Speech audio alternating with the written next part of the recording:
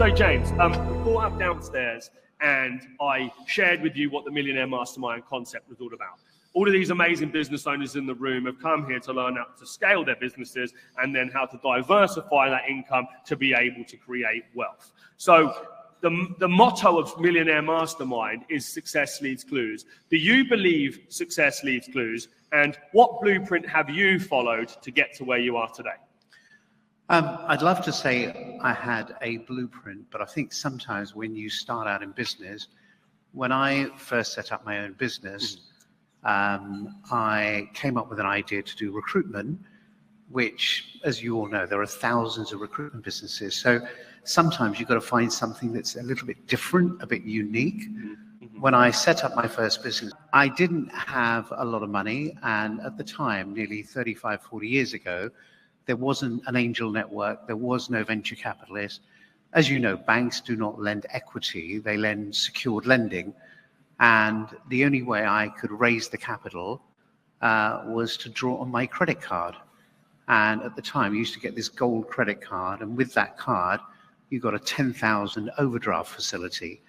So I applied for the American Express gold card, got that. And then I thought, I wonder if Barclays have one of these. Found out that Barclays had one too, and another 10 grand there. Went to NatWest, and they had the Access card, if you can go back that far. And 30 grand was what I basically found. Drew the 30 grand, set up my first recruitment business. When I was setting it up, I was thinking, if you had a business, one of the things that in business is quite important is what is the kind of image that you project. And as a kid, to me, the most prestigious location in London was Pall Mall. And I thought, if I was going to set up a business, I need a location, I need an address that is bigger than me. So I literally walked down one end of Pall Mall to the other, knocked on every single door, and said, I'm looking for an office, do you have anything available? And pretty much everybody said no. And then one office, they said, yeah, we do rent offices. What's your budget? I said, £100 a week. And she took me to the top floor and showed me a broom cupboard, which had no windows. And as you opened the door, it hit the desk. She said, for that budget, this is what you can have. Felt a little bit embarrassed, but then I thought, you know what? It's the address I really want. It was 50 Pall Mall. And on my business card, I thought that just makes me look bigger than I really am.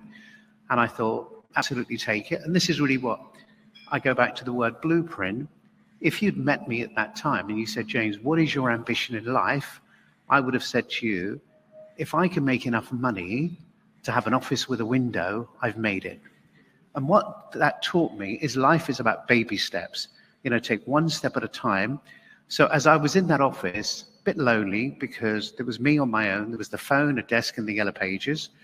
And I gave myself a goal for 3 months to make enough money so I could move to the floor downstairs because they had a slightly bigger office with a window. I managed to crack that in 3 months.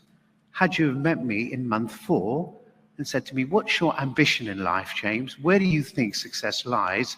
I would have said to you, if I could make enough money to hire one person that I can speak to, because I'm a bit lonely on my Todd, you know, I do a deal, something happens, I've got nobody to talk to, that would be success. So throughout my life, I've given myself these little steps, you know, from no window to a window, to one person to 5 people, to 25 to 100 to 1,000 to 5,000 people. But what I felt is I've got to give myself goals that I can identify with, relate to. I think to sit there from 0 to say I'm going to be a hero, I'm not sure I can grasp that. So I need to give myself something that I believe I can touch and feel. So I suppose my blueprint would be baby steps. Yeah. And I think that's very common, is it? Common amongst entrepreneurs and business owners. You know, they set up, they start, they have a vision, they go to the next level. But along the way, that vision can change and evolve and grow. And I'm trying to, with this, I'm trying to create those blueprints, because, you know, as we start, we build and we scale. We're working out by ourselves. We don't have access to the mentors or the blueprints, so we make our own. Have you ever had, in your journey, or even in the earlier years, a mentor that allowed you to see what was possible, that almost created that journey for you to chase? I think sometimes mentors are not just about money. They're not just about numbers. My mentor was my father. And what I saw in him that I thought was the ingredient of success was work ethic. I admired the fact that when I got up in the morning, he was already working. When I went to bed at night, he was still working, and he literally worked 24/7. He was driven, a man with a focus and a goal. And I believe that to be successful, you can't be half pregnant. You can't be half in and half out. It is literally 24/7. So I think that ingredient of that drive, that determination, that fearless approach is what I saw in him. And that I kind of latched onto. The other thing that I learned through watching my father is integrity meant everything to him. That if you're going to be an entrepreneur, if you're going to be successful, you can't really cut corners. And the biggest lesson he taught me was in business, to be successful, one of the key formulas is to have the principle of what he used to call win-win. So to be successful, it's not about you winning and somebody else losing. It's about making sure that as you go along that journey, that people succeed with you. And I saw with him, people who are quite ruthless, quite aggressive in business, where they won, but somebody else lost. And I felt with him, he believed that business and success is not about transactions, it's about relationships. Because a transaction lasts for one day, but a relationship lasts forever. And my father used to really pride himself that the people he did business with were the people he did business with for year and year and year. And that for me was quite an important lesson, because I realized that a transaction meant, I might have done slightly better, squeezed the last drop, but that person wouldn't necessarily do business with me again.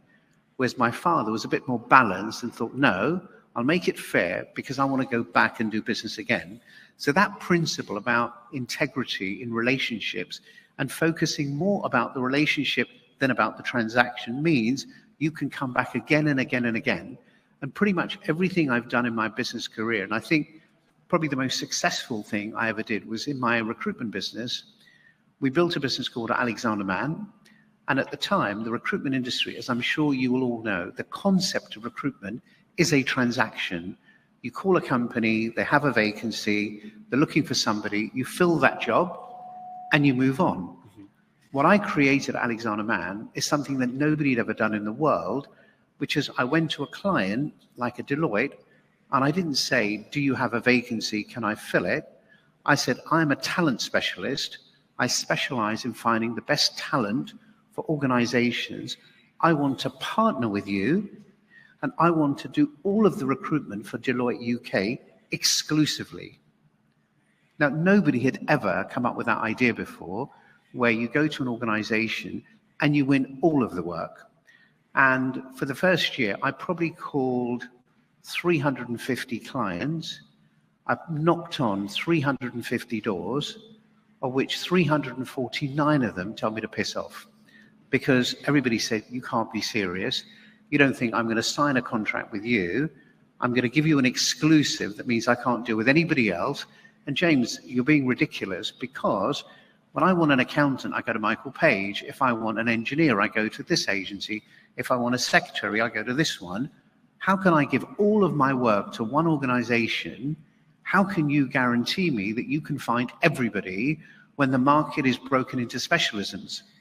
And as you do as salespeople, you kind of make it up as you go along. And I said, look, I'm not saying I'm the best at everything. What I'm saying is you currently deal with 25 to 30 different suppliers.